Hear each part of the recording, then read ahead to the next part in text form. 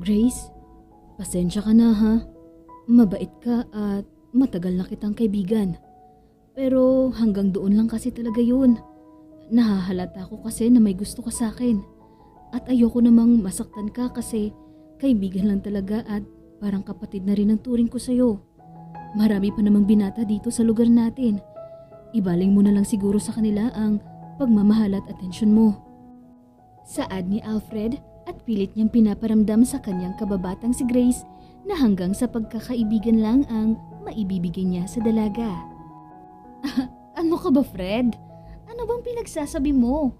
Ganito lang naman talaga ako buhat pa nung elementary tayo. Bakit mo naman biglang binibigyan ng kahulugan? Relax ka lang kasi. Hayaan mo na lang ako sa ginagawa ko because I'm just doing this as a friend, you know. Oh, eto, towel mo kung ano-anong iniisip mo. Magpunas ka na lang ng pawis mo. Nakataas na kilay na sagot naman ni Grace. Agad naman silang napuna ng mga kabarkada ni Alfred at agad din silang biniro ng mga kaibigan nila. Ganon kasi lagi ang ginagawa ni Grace sa oras ng basketball ni na Alfred. Agad itong kasunod ni Alfred at may dalang tubig at towel na para bang kasintahan ng lalaki na laging hands-on sa pag-aasikaso sa kanya. Gayunpaman, lingid sa kaalaman ng dalaga, iyon pala ay ang malaking problema ni Alfred na kahit anong gawin niyang iwas ay hindi pa rin makahalata si Grace. Patuloy pa rin ito sa kanyang ginagawa kahit pa naiirita na sa kanya ang binata. Tol, ayoko namang maging bastos no? Pero talagang nahihirapan na ako kay Grace eh. Akala yata niya, nasa college pa rin kami. Matagal na tayo nakagraduate at ganito pa rin ang ginagawa niya. Ang nakakainis pa roon hanggang sa bahay pumupunta siya at kung ano-ano ang mga ginagawa nito. Maging ang inay ay nagtataka. Tinatanong ako kung kasintahan ko raw ba si Grace. Pero tol, wala akong pagmamahal sa kanya at hindi ko talaga siya type. Hindi tuloy ako makapanligaw dahil sa mga ginagawa niya. Hindi ko naman gustong sabihin to pero naiirita na talaga ako. Angal na sambit nga ni Alfred sa kanyang kaibigan ni si Raul. Ikaw nga ang topic namin nung nakaraan tol eh. Iniisip namin paano kung magkagusto ka ng ibang babae. Hindi kaya magpakamatay ang si Grace? At saka paano kung maisipan mo na lumagay na sa tahimik? Mahirap yan tol. Kailangan gawan mo na agad ng paraan ngayon pa lang para hindi siya masaktan at nang mawalan ka na rin ng iniisip pa. Kasi tol, kahit sinong makakita sa inyo, iisipin talaga na magjowa kayo. Komento naman ni Raul na ramdam ang malaking problema ng kaibigan niyang si Alfred. Mabait kasi si Alfred at hindi ito agad-agad na nambabastos na babae dahil lang sa ganoong senaryo. Kaya't hanggat maaari ay pinipilit niyang kausapin ng dalaga ng maayos at mahinahon habang ipinararating sa dalaga na hanggang kaibigan lang talaga ang maigaganti nito para sa kanyang kaibigan na si Grace. Grace, makikiusap sana ako sa'yo. May meeting ang mga varsity player. Sana huwag mo muna akong sundan sa gym. Nahihiya kasi ako sa mga co-player ko. Kaya sana maintindihan mo ko. Kung pwede lang sana, iwasan mo na muna ang pagsusunod-sunod sa akin. Dahil lakad to ng mga lalaki at wala namang babae roon. Matanong ko nga lang din sana, bakit pala palaging nakasunod ka sa akin? Huwag mo sanang masamain, no? Pero nakikiusap muna ako. Huwag mo na sana akong bigyan ng kahihiyan. Yung ginagawa mo kasi, nung college days natin okay lang naman kasi kaklase kita eh.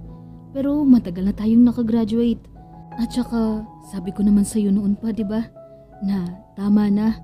Kasi hanggang kaibigan lang talaga ang tingin ko sa'yo. Na-appreciate ko naman lahat ng ginagawa mong kabutihan para sa akin. Pero siguro sapat na ang mga yun. Hanggang doon na lang siguro, Grace. Nang sa ganun wala na ring ibang iniisip ng ibang tao sa ating dalawa.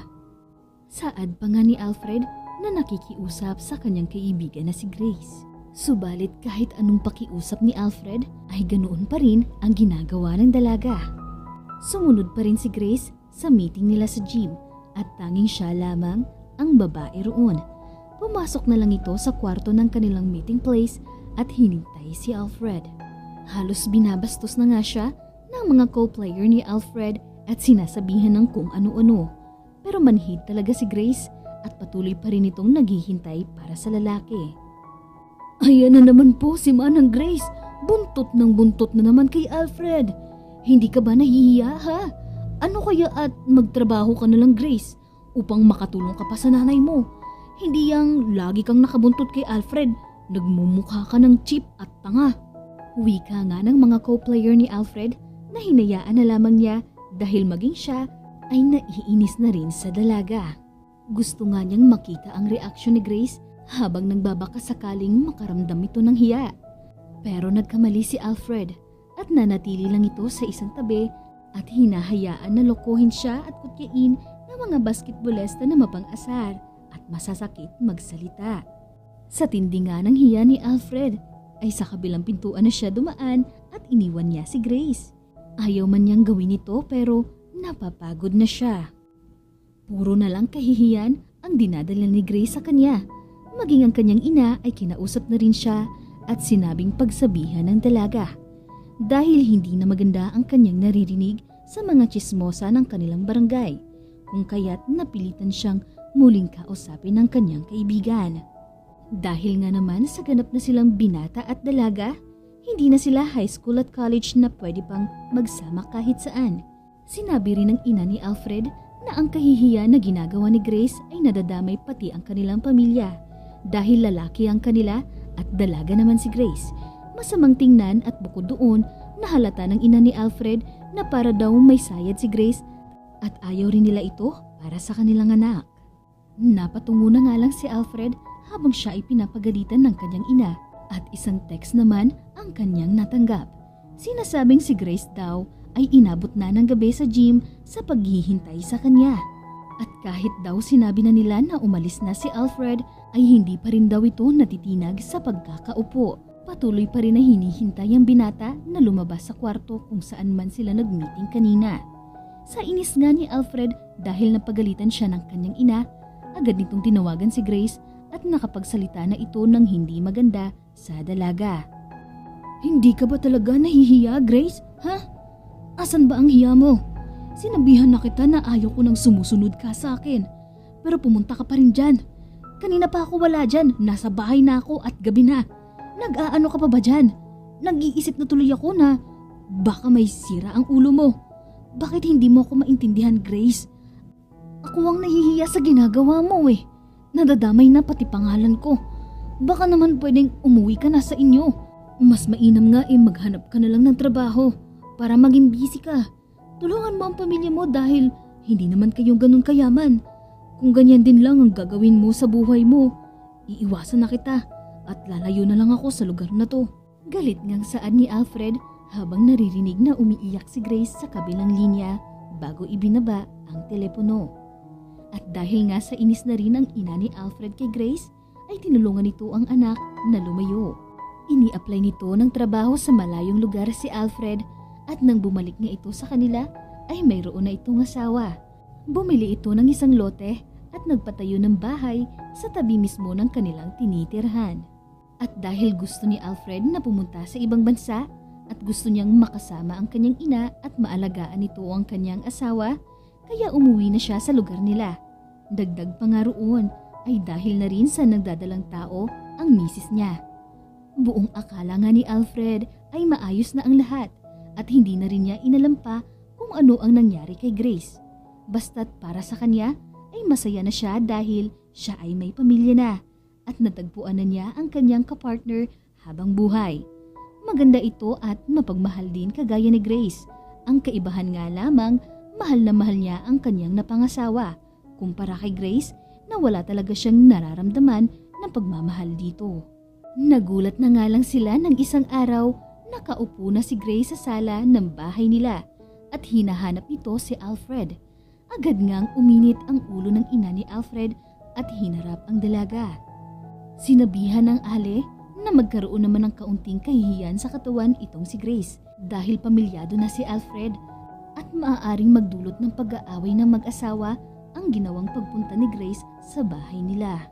Gayunpaman ay hindi pa rin natinag si Grace. Bagkus ay araw-araw na nga itong nandoon sa bahay nila at inaabangan ang pagdating ni Alfred na nag-aasikaso ng papeles mula sa Maynila.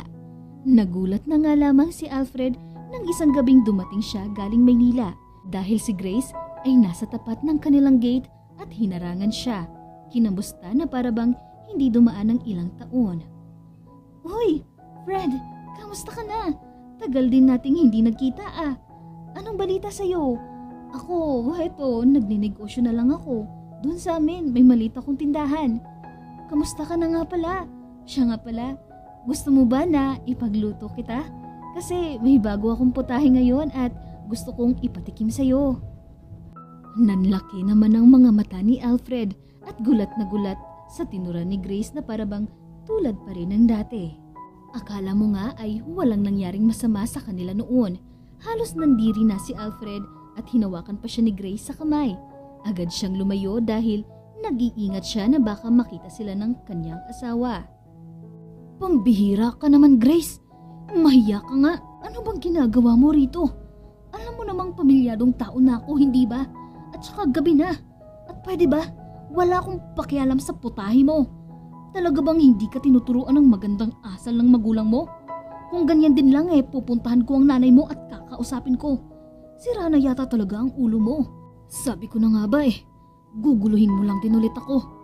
Alam mo kung hindi lang naman talaga buntis ang asawa ko, hindi ko ibabalik dito sa puder ng nanay ko. Pwede ba? Umalis ka na sa harapan ko. Baka kung ano pa ang magawa ko sa'yo." Galit na sigaw nga ni Alfred sa dalaga. "Ano ka ba, friend? Bakit ba galit na galit ka? Wala naman akong ginagawang masama Kinakamusta lang naman kita At saka alam ko namang may asawa ka na Ano naman ngayon? Wala naman akong ginagawang masama Tsaka sana naman huwag ganyan yung trato mo sa akin. May pinagsamahan din naman tayo noon kahit papano, di ba?" Saad ni Grace, napakiramdam naman ni Alfred ay hindi nito naiintindihan ang kanyang mga sinasabi. Halata nga ng lalaki na wala sa tamang pag-iisip ang dalaga. Kung kaya't pumasok na siya ng bahay at hinayaan na lamang si Grace na nakatayo sa labas ng kanilang gate. At kesa nga pagmulan pa ng pag-aaway ay kinausap ni Alfred ang kanyang misis. Sinabi niya ang lahat-lahat at katulong naman niya ang kanyang ina sa pagpapaliwanag dito. At sa awa nga naman ng Diyos, naunawaan naman ito ng misis ni Alfred at sinabing nauunawaan niya ang lahat. Sinabi ni Alfred sa kanyang asawa at binigyan ito ng assurance na siya na lamang ang iiwas. Kaya naman, ang ina ni Alfred ay ginawa ang lahat para maprotektahan ang kanyang anak at pamilya nito. Kinabukasan, sinadya nila Alfred ang bahay ni Grace at kinausap ang ina nito. Nagkataon naman na nasa palengke raw si Grace kung kaya't agad nila na nasabi ang kanilang sadya. Sinabi nila ang lahat-lahat sa ina ni Grace at humingi sila ng tulong na sana ay huwag nang pagsimulan pa ng gulo ang anak niya. Sinabi naman ng ina ni Grace na gagawin niya ang lahat upang mapagsabihan ang anak niya dahil mali nga naman ang ginagawa nito.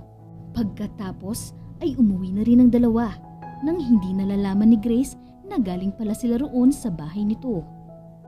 Pagkarating nga ng dalaga ay agad siyang kinausap ng kanyang ina. Sinabihan siya nito na baka ikapahamak niya kung hindi titigilan ng kanyang kabaliwan kay Alfred. Pero sa dami ng sinabi at paliwanag ng ina ni Grace sa kanya ay lumampas lamang ito sa kanyang kabilang tenga. Hindi man lang nito pinakinggan ang sinasabi ng kanyang ina. Halos araw-araw pa rin na nakabantay si Grace sa unahan ng bahay ni Alfred at nag-iiwan pa ito ng pagkain sa gate. Nalaman din nito ang number ni Alfred at ang mga text nito araw-araw ay halos pandirihan nga ng lalaki. "Kumain ka na, Alfred? Baka malipasan ka ng gutom May dala ka bang pamalit ng damit mo? Yung mga towel mo nandito pa rin sa bahay, iniingatan ko. Gusto mo ba na dalhin ko sa inyo para magamit mo? Mag-text ka lang kung may kailangan ka At dadating din ako. At kung may gusto kang ipaluto sa akin, sabihin mo lang at gagawin ko." Text nga ni Grace na halos ibato na ni Alfred ang kanyang cellphone sa galit nito. At kung malapit lamang si Grace sa kanya, baka malamang ay nasaktan na nga niya ito. Hindi talaga makaunawa si Grace at talagang patuloy pa rin itong gumagawa ng gulo. At ubos na rin ang pasensya ni Alfred. Kaya naman, nag-isip na ang lalaki ng ibang paraan at napilitan uli silang lumuwas ng Maynila. Pinaupahan na lamang niya ang bahay na kanilang ipinatayo sa tabi ng bahay ng kanyang ina at sa Maynila na rin nanganak ang kanyang asawa. Muling naging maayos ang kanilang pagsasama, subalit isang araw ay isang pagsubok ang dumating sa buhay nilang mag-asawa. Nagkaroon nga ng eclampsia ang misis ni Alfred at sa kasamaang palad ay pumanaw ito sa kanyang panganganak. Buhay naman ang sanggol at halos ikabaliw nga ito ni Alfred. Hindi na nga siya nakaalis pa ng Pilipinas at halos sisihin nga niya ang kanyang sarili sa pagkamatay ng kanyang asawa dahil iniisip niya sana noon ay naalagaan niya ng mas maayos ang kanyang misis kaysa iasa lamang ito sa kanyang ina. At sana nga rin ay sa kanilang probinsya na lamang ito nanganak at pakasakaling hindi na ito kinailangan pa na makaranas ng eclampsia. Bukod pa roon ay may kasamang galit kay Grace ang kanyang nararamdaman. Araw-araw na lang ay sinisisi ni Alfred ang kanyang sarili at hindi naman siya agad-agad na makabalik sa kanilang probinsya dahil may isa pa siyang problema na walang iba kundi si Grace. Kaya naman ang kanyang ina ay lumuluwas sa Maynila upang tulungan siya na maalagaan ang kanyang apo. Ilang buwan ding wala sa katinuan si Alfred. Hiyang-hiya ito sa kanyang biyanan at sa mga kamag-anak ng kanyang misis dahil para bang lumalabas sa kanilang mga salita na buhat ng dalhin ni Alfred sa probinsya ang kanyang asawa ay nagsimula itong magkaroon ng pangkalusugang problema. Hindi rin naman masisi ni Alfred ang kanyang biyanan dahil buhay nga naman ng anak nito ang nawala. Namayat si Alfred at napabayaan ang sarili nang dahil na rin sa matinding stress. Samantalang ang kanya namang ina ay abala sa kanyang apo at pinipilit nitong maging malusog at ayaw na niyang bigyan pa ng problema ang kanyang anak. Hinayaan na rin muna siya ng kanyang ina na mamahinga at kahit papaano ay may mga tumutulong pa rin sa kanila katulad ng ibang kapatid ni Alfred. May ipon din naman ang kanilang ama dahil ito ay retired teacher bago mamatay kung kaya't nakakatulong din tong makatusto sa kanilang mga pangangailangan.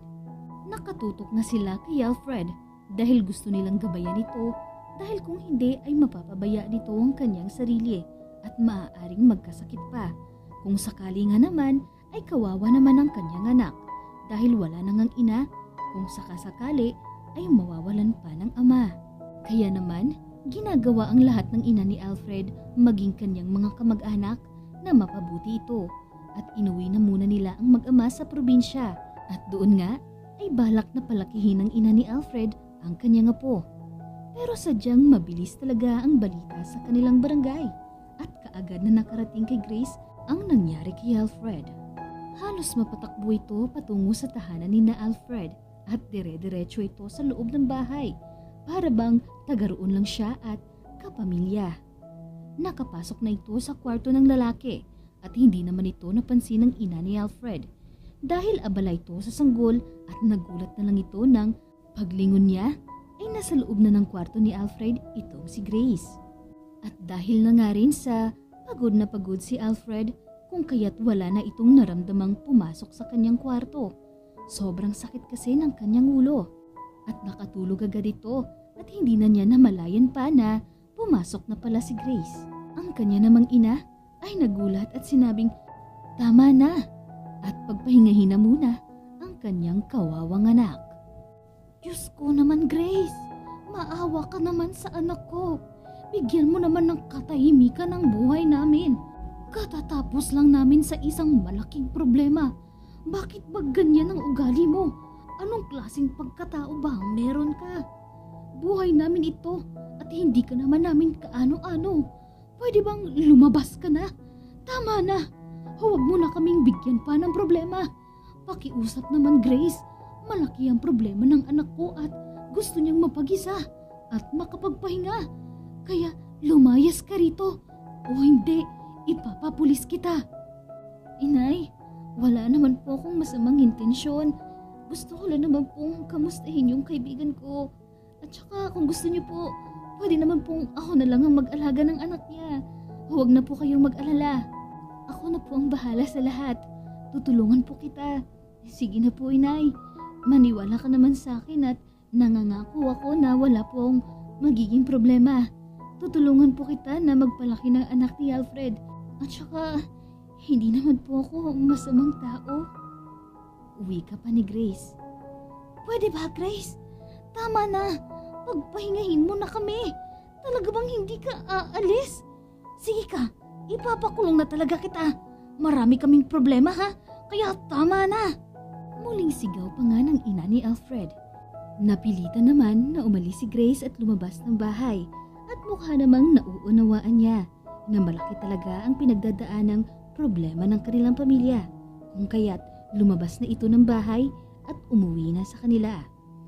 Pero hindi sumuko si Grace. Araw-araw pa rin itong nagmamakaawa sa ina ni Alfred. Natutulungan niya ito sa pagpapalaki ng apo niya at sa pag-aalaga sa anak niyang si Alfred. Napapagod na nga rin ito sa kakasaway kay Grace at dahil busy na nga rin siya sa kanyang apo ay hindi na niya namamalayan pa na unti-unti na pala niyang pinahihintulutan ng dalaga na tulungan siya sa pag-aalaga sa kanyang anak.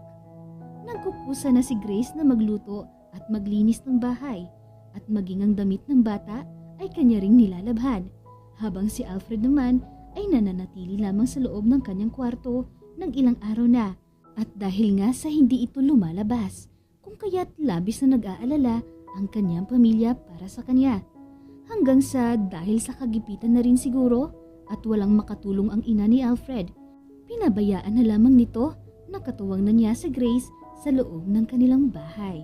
Malaking tulong din ang nagawa ng dalaga at naging ambag nito sa pagpapalaki ng anak ni Alfred hanggang sa ang mga kapatid ng lalaki ay napagpasyahang ipagamot na ito sa ospital sa Maynila.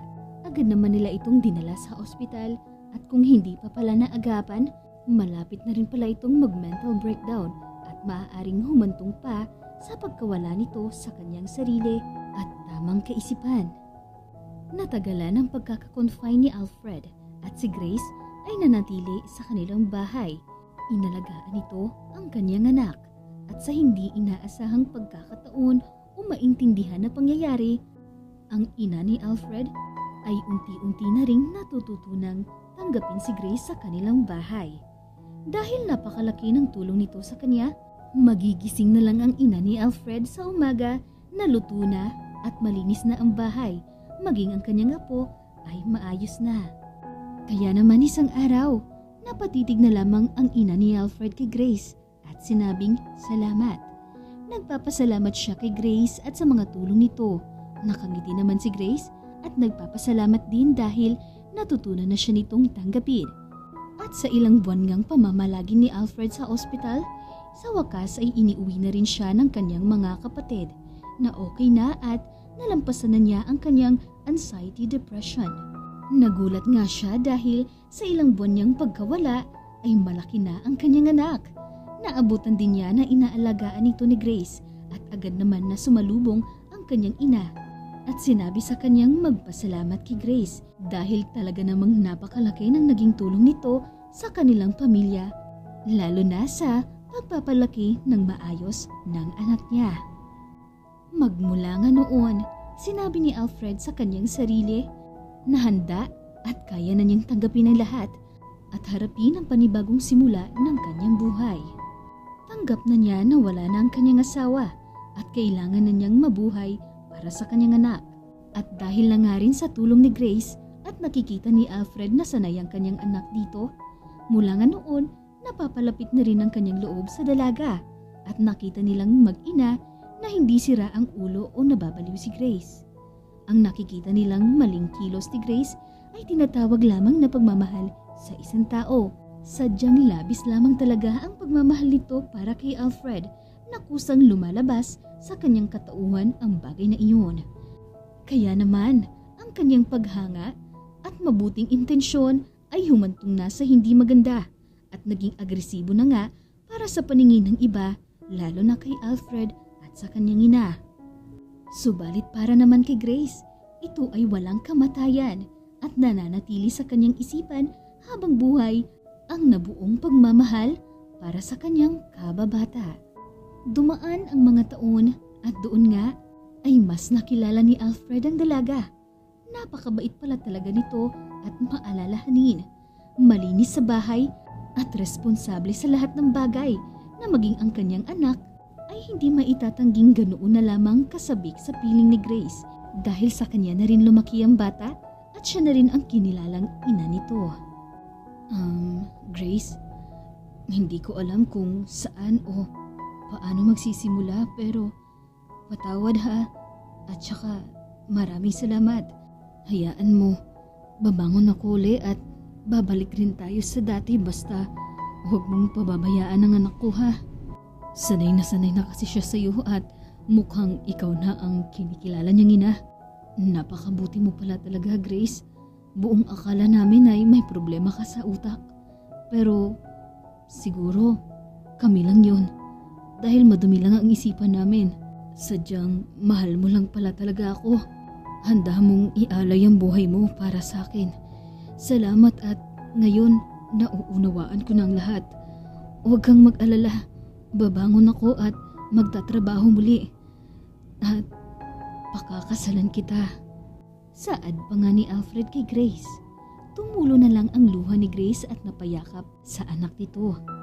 Sinabi niya na napakabait ng Diyos sa kanya dahil hinintay niya na magising sa katotohanan si Alfred at nahintay niya na bumukas ang puso nito para sa kanya. Ilang taon pa nga ang lumipas at sa wakas ay nakabalik na rin sa trabaho si Alfred at ang anak niya naman ay walang dudang napalaki ng maayos ni Grace. Palagi nga itong sumasalubong sa kanya sa tuwing umuwi ito mula sa kanyang trabaho. Kaya naman, ang pagod ni Alfred ay agad ding nawawala sa oras na umuwi siya sa kanyang probinsya at pagpasok naman niya sa kanilang kusina ay handa na ang kanyang pagkain at agad siyang inaasikaso ng bago na niyang may bahay na si Grace. Ganoon na nga lamang ang pagpapasalamat ni Alfred sa Diyos dahil meron siyang katuwang sa buhay. Ang babaeng minsan na niyang pinagtabuyan, subalit matyagang naghantay sa kanya. At ngayon nga ay habang buhay na niyang makakasama. At yun ay walang iba kundi si Grace.